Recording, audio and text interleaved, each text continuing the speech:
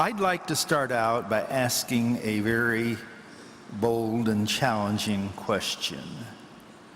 Why does Russia not adequately benefit from the genius of its scientists and engineers?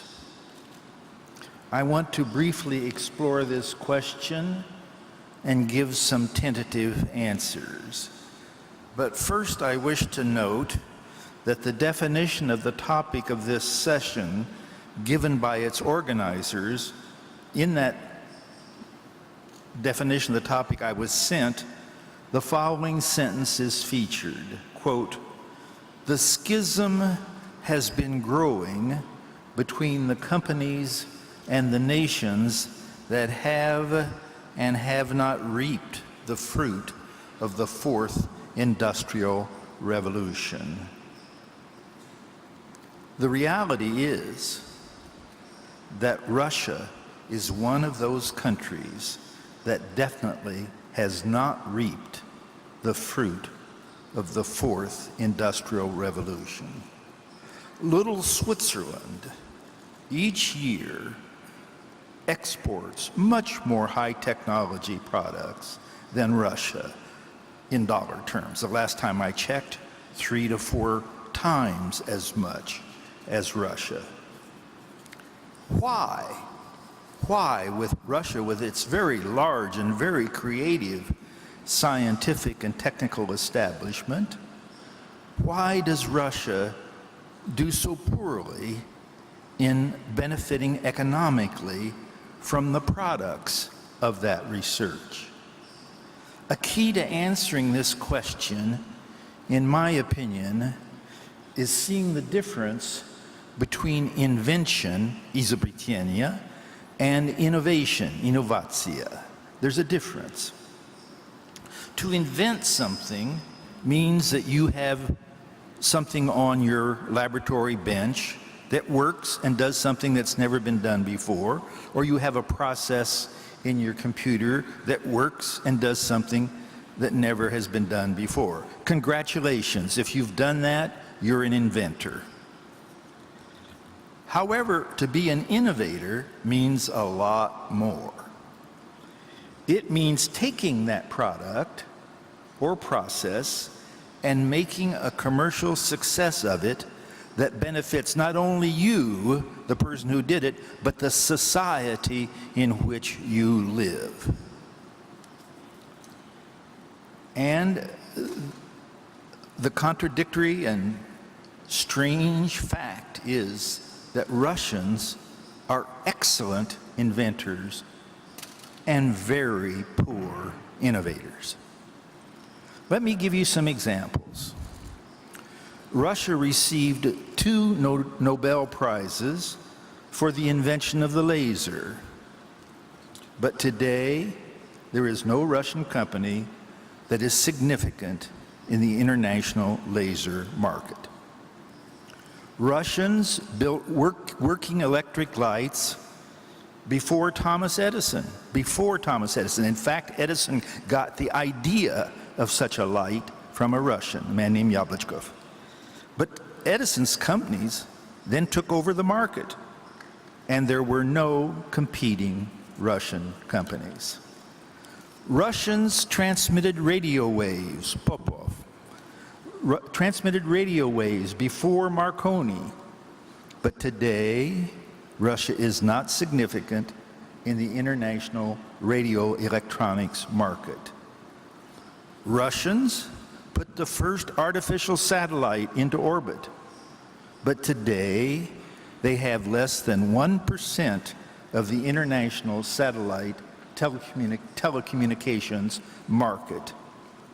Russians built the first electronic digital computer in Europe. Sergey Demidov built the first electronic digital computer in Europe. But who buys Russian computers today?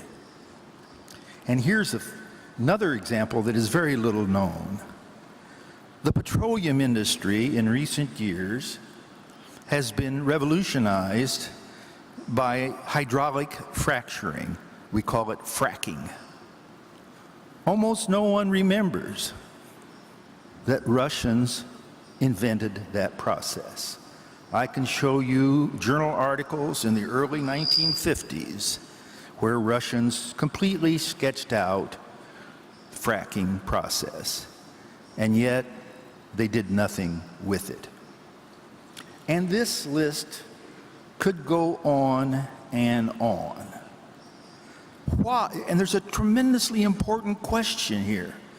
Why are Russians so good in the development of scientific and technological ideas and so miserable in gaining economic benefit from those ideas? The answer is not the lack of talent or ability of Russian engineers or scientists. Not at all. They're very good. The answer is the failure of Russia to develop a society in which the brilliance of its citizens can find fulfillment in economic development. All the leaders of Russia, from Tsarist times to the present, have believed that the answer to the problem of modernization is technology itself, rather than the social and economic environment which promotes the development and commercialization of technology. Ideas by themselves are not enough. The title of my book in English is Lonely Ideas. By lonely ideas, I mean ideas that don't get developed. And the Russians are very, very good at that. This Russian misunderstanding became graphically clear to me a few years ago when I traveled to Russia with top administrators of the Massachusetts Institute of Technology. On that occasion, we met with German Graf. Not Mr. Graf himself, but many other Russians quizzed us on how they could match MIT in developing the next big thing. The MIT administrators tried to explain that their institution's success depended on the culture not only of MIT, but of the Boston area and the United States in general. What are these characteristics that are necessary in order for technological ideas to develop and become commercial successes? A democratic form of government, a free market economy with investors seeking new technology, protection of intellectual property, control over corruption and crime, a legal system in which the accused has a chance of being declared innocent, a culture that tolerates criticism and allows independence, a willingness to learn from failure in order to try again. These are some of the intangible characteristics of an innovative society. But the Russians we talked to, particularly in the institutes and universities, did not understand this point, and they kept asking about specific technologies, nanotechnologies, information technologies, 3D printing. They kept asking about specific technologies. And finally, an exasperated administrator of MIT, and he happens to be at the moment the president of MIT, Raphael Reif, turned to his Russian colleagues and said, "You want the milk without the cow."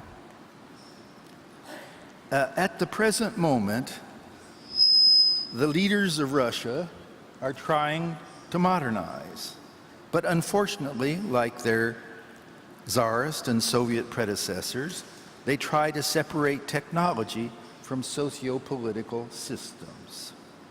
They say they support Skolkovo, the ambitious and expensive Silicon Valley project outside Moscow.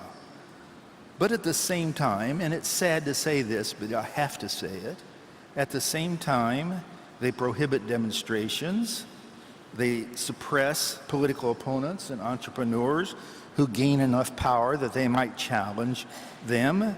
They twist the legal system to serve their own ends. They sign laws that threaten Russians who work with foreigners with treason. And they create a regressive authoritarian regime. Such policies do not lead to a society with risk-taking entrepreneurs and rebellious innovators. They lead to a society in which people keep their heads down in fear of attracting attention. To them, like past Soviet and Tsarist rulers, modernization, unfortunately, means getting their hands on new technologies, but rejecting the economic and political principles that push those technologies elsewhere to success. They want the milk without the cow. And so long as these policies remain in effect, the scientific genius of the Russian people, for which I have such respect, will remain economically unfulfilled.